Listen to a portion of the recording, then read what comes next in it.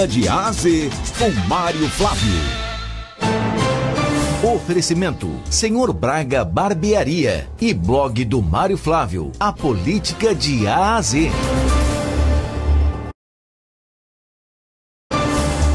Mário Flávio já conosco, vamos falar de política. Mário, Gilson Machado Neto é do PL. Pode influenciar a escolha de João Campos para os senadores que vão compor a chapa dele mais à esquerda? Explica pra gente, Mário, bom dia. Olha, Vitor, bom dia para você, bom dia para o nosso ouvinte. Essa informação, ela foi trazida aí, né, pelo Matheus Santos, né, que é repórter da Folha de São Paulo e atua aqui em Pernambuco, né, jornalista do Recife.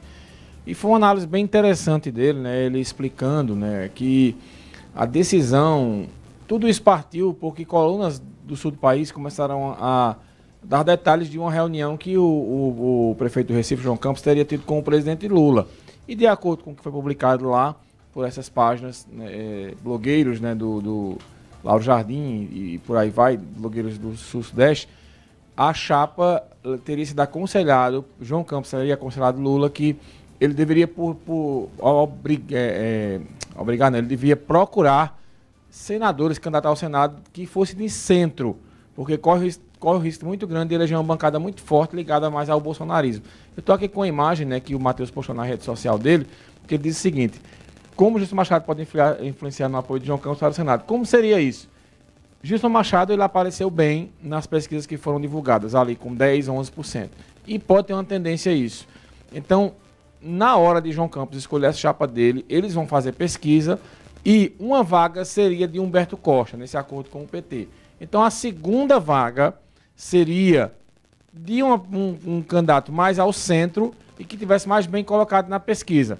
Pode ser Miguel Coelho, lá de Petrolina, né, que agrega não só a questão do voto sertanejo, mas também a boa gestão dele à frente de Petrolina, também pode ser um político ligado mais ao centro. E pode ser também o Silvio Costa Filho. Hoje, se a chapa fosse entre esses nomes, né, de acordo com as pesquisas, o escolhido seria Miguel Coelho, porque ele estaria aí à frente dos demais. E por que Gilson Machado influencia lá? Porque para um nome enfrentar Gilson Machado, veja, teoricamente, Humberto Costa seria reeleito. Então, a segunda vaga, né, por todo o histórico do PT, né, de Lula, de Humberto de ser um senador atuante e tal, então a segunda vaga ficaria uma briga enorme. E se o João Campos não trouxer para essa chapa dele um nome que seja mais ao centro, pode não vacilar. Lembrando que dessa confusão aqui, por exemplo, um Silvio Costa Filho ou um Miguel Coelho não seja escolhido, a governadora Raquel Lira pode entrar em ação também e dizer: olha, venha para cá. E ainda tem Eduardo da Fonte, que também quer ser candidato ao Senado, né? Hoje está num campo muito mais próximo a Raquel do que João, mas como a gente comentou ontem aqui, Vitor, essa foto que fez domingo ao lado de João Campos repercutiu muito nos blogs, todo mundo falando dessa foto, que poderia ser um indício aí, né, de que não tem nada definido com relação ao PP. O PP hoje está aliado a Raquel Lira, mas pode mudar. Como diz aquela música da Metrô, no balanço das horas, tudo pode mudar. Ô Mário, apesar das limitações, né, o Gilson Machado tem estado em alguns ambientes em contato com as pessoas. Esteve no evento da Assembleia de Deus, desculpa. Era quase a Assembleia Legislativa, tanto deputado de tanto deputado que estavam lá. Era um encontro de jovens da Assembleia de Deus, ele estava lá presente. Esteve no Jogo do Esporte, inclusive, também, acompanhado do filho. Né? Então, assim, tem entrado em contato com as pessoas, apesar das limitações em função da investigação no Supremo Tribunal Federal.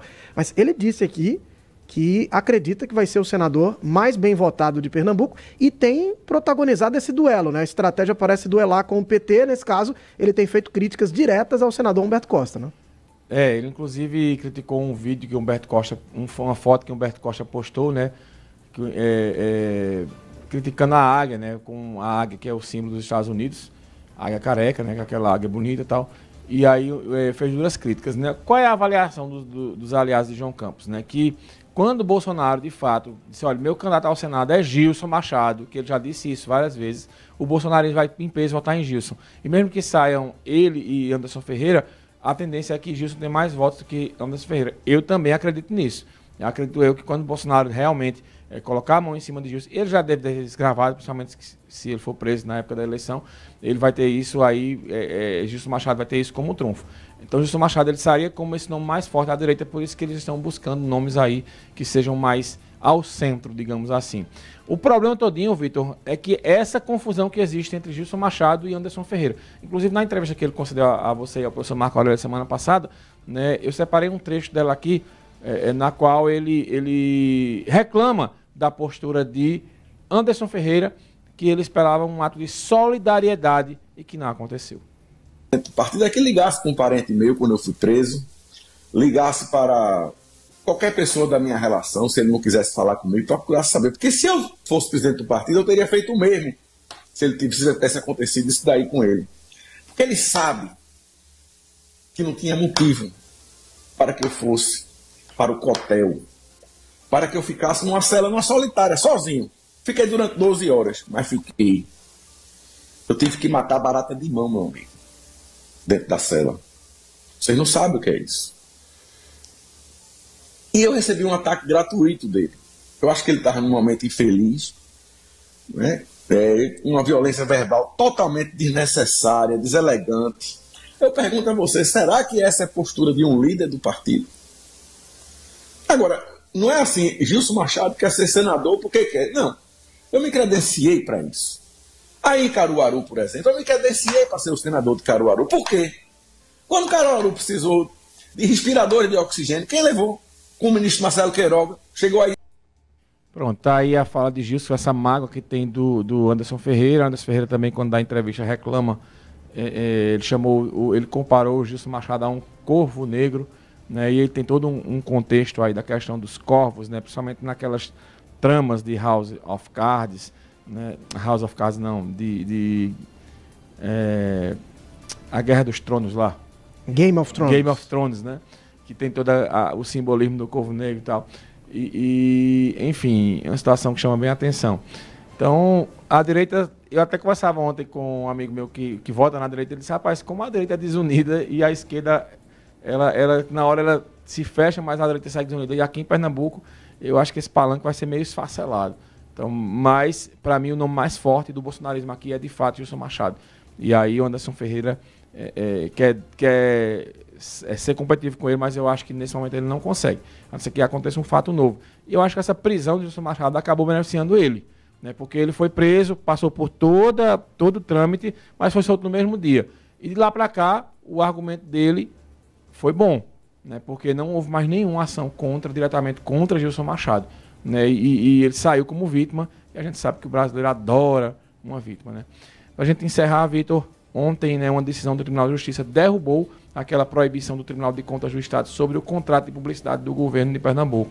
Todo mundo sabia que essa decisão era arbitrária, todo mundo sabia que era errada, né? Foi um advogado que é ligado ao PSB que pediu essa decisão, mas ontem o Tribunal de Justiça atendeu e em breve o governo, Raquel, vai poder anunciar de novo nos veículos de comunicação, o que para a governadora vai ser bom, né? E estava atingindo também os veículos de comunicação, né? Que precisam...